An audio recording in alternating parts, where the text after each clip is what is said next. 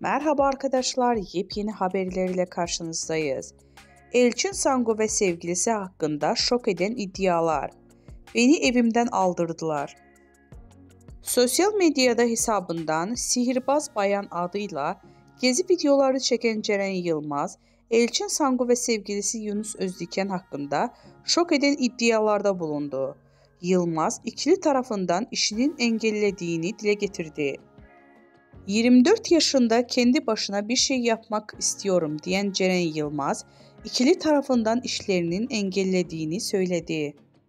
Elçin Sango ve sevgilisi Yunus Özdiken'in kendisine dava açtığını söyleyen Yılmaz, şu ifadeleri kullandı.